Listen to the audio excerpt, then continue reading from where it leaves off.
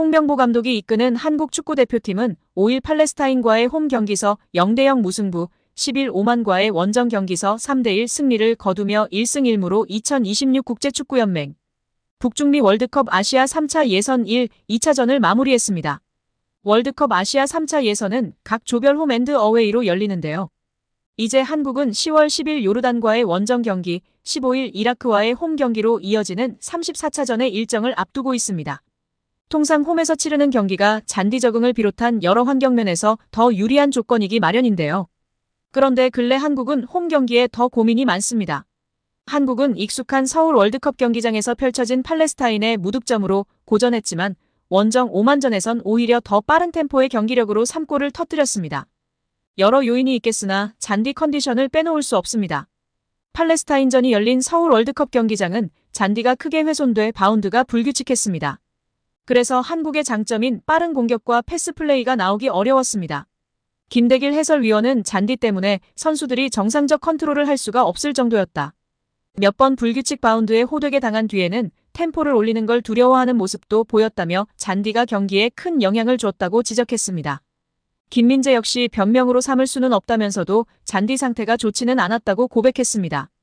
오만원정은 무더운 날씨와 시차 등 외부 변수는 불리했지만 고른 잔디만큼은 오히려 한국에 더 유리했습니다. 손흥민이 오만전 후 잔디 상태가 너무나도 좋아서 자신 있는 플레이를 했다면서 홈구장 잔디도 개선됐으면 좋겠다며 작심 발언을 했을 정도입니다. 하지만 당장 다음 홈 경기인 이라크전도 논두렁 잔디에서 열릴 공산이 큰 상황이라 충격을 안겨주고 있습니다. 대한축구협회 관계자는 아시아축구연맹에 10월 홈 경기 장소를 서울 월드컵 경기장으로 제출했다. 장소가 변경될 여지는 있지만 현재로선 서울 개최가 유력하다고 전했습니다. 경기장 변경이 쉬운 일은 아닌데요. 서울 월드컵 경기장은 요르단 원정을 마치고 인천공항을 통해 돌아오는 선수단과 원정길에 나서는 이라크 선수단의 동선상 유리할 뿐 아니라 수용 관중도 많기 때문. 더해 한국 축구의 상징적 홈구장이라는 의미에서도 쉽게 바꾸기 어렵습니다. 또 다른 축구 관계자는 KFA로선 약 6만 명의 많은 관중과 그에 따른 입장료 수익이 보장되는 서울을 포기하기란 어려울 것이라고 귀띔했습니다. 하지만 그로 인한 피해는 고스란히 그라운드 위 선수들이 받게 됩니다. 서울 월드컵 경기장 잔디는 단기간 보수되기 힘들 만큼 상태가 좋지 않을 뿐 아니라 9월 말 인기 가수의 콘서트까지 예정돼 있어 잔디의 추가 훼손이 불가피한 상황이라 더욱 충격적입니다. 현재로선 원정 잔디에서 더 편안함을 느끼는 아이러니가 계속될 수밖에 없는 참담한 현실을 마주한 상황입니다. 졸속 행정부터 감독 최악의 선임이 끝인 줄 알았는데 선수 부상 위험 등은 생각하지 않고 돈밖에 모르는 협회로 인해 정말 가지가지 하고 있는 상황입니다. 지난 16일 경기도 안성에 있는 한 장례식장. 한국프로축구연맹 한홍수 부총재의 부친상으로 수많은 축구인과 관계자가 조문하며 화제가 되고 있습니다. 대한축구협회 정몽규 회장도 저녁 시간대에 빈소를 찾아 눈길을 끌었는데요. 정 회장은 한 부총재, 그리고 그의 가족을 위로한 뒤 자리에 앉았다가 주요 인사를 만났습니다. 그리고 자리를 뜰 때 주변에 있던 조문객과 일일이 악수하며 죄송하다는 말을 한 것으로 알려졌습니다. 최근 대표팀 감독 선임 과정에서 발생한 논란을 비롯해 KFA를 둘러싼 각종 잡음을 의식한 발언으로 풀이되는데요. 당시 장례식장에 있던 한 축구계 관계자는 정 회장께서 인사할 때마다 죄송하다고 말했다고 합니다. 아무래도 축구계가 뒤숭숭한 만큼 수장으로 미안한 마음을 표시하려는 것 같더라고 귀띔했습니다. 그럼에도 다수 축구인은 아쉬운 목소리를 냈습니다. 한국 축구 수장이 상갓집에서 사죄할 게 아니라 대중 앞에서 해명이든 용서든 대국민 메시지를 내달라는 의미입니다. 또 다른 관계자는 지금 한국 축구를 바라보는 시선이 단순히 팬의 비판만이 아니지 않느냐. 축구계는 그야말로 쑥대밭이 나 있다. 이를 조금이라도 정리하고 앞으로 나아갈 만한 그림을 만들려면 회장이 나서서 수습해야 한다고 목소리를 냈습니다. 다수 축구인이 오간 장례식장에서는 단연 최근 KFA를 둘러싼 얘기가 오갔습니다. 그중 KFA의 안이한 행정 속 축구인조차 두 동강난 얘기가 곳곳에서 나왔습니다.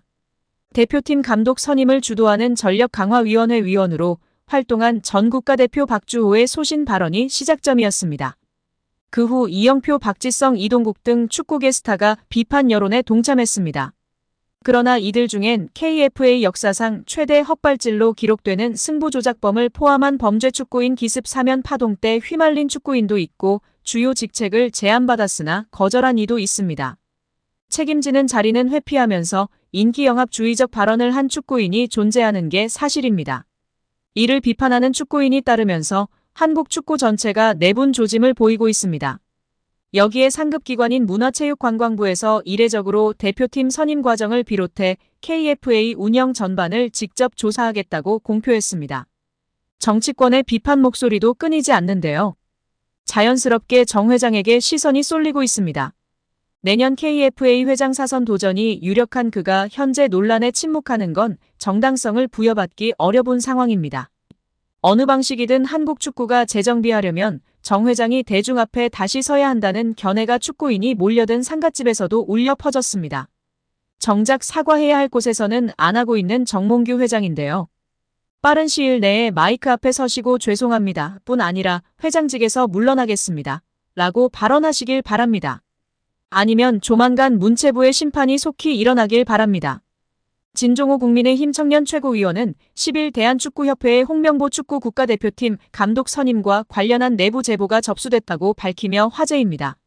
국민의힘 체육계 비리 국민제보센터를 운영하는 진 최고위원은 이날 오후 뉴시스와 통화에서 홍 감독 선임 절차가 공정하지 못했다는 내부 제보가 있다며 자료와 증거를 바탕으로 24일 청문회 때 문제 제기하려고 준비 중이라고 말했습니다. 최고위원은 축구협회는 확실히 문제가 있는 것 같다. 증인도 있다고 부연했습니다. 앞서 축구협회는 지난 7월 홍 감독을 대표팀 감독으로 공식 선임했습니다. 이 과정에서 다수의 외국인 감독이 배제되는 등 축구협회의 감독 선임 과정에 문제가 있었다는 폭로가 나오면서 홍 감독을 둘러싼 여론이 악화했습니다.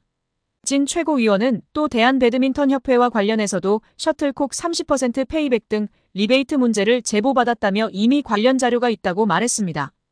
배드민턴협회는 지난해 스포츠용품 브랜드 요넥스와의 계약에 따라 대회에 사용된 셔틀콕 30%를 추가로 받는 페이백을 협회 장부에 산입하지 않았다는 의혹을 받고 있습니다. 김태규 회장은 이렇게 받은 30%의 페이백을 절차 없이 임의로 사용했다는 의혹도 받고 있습니다. 사격 금메달리스트 출신인 진 최고위원은 지난 8월 배드민턴 안세영 선수의 작심 발언을 계기로 체육계 비리 국민제보센터를 설치했습니다. 진 최고위원에 따르면 전날까지 약 70여 건의 제보가 들어왔습니다. 진 최고위원은 증거자료를 수집해오는 24일 문화체육관광위원회 현안 질의에서 각 사안을 따져 물을 계획이라고 밝혔습니다. 문체위는 이미 지난 5일 전체 회의에서 현안질의 증인으로 정몽규 대한축구협회장과 홍 감독을 채택했습니다.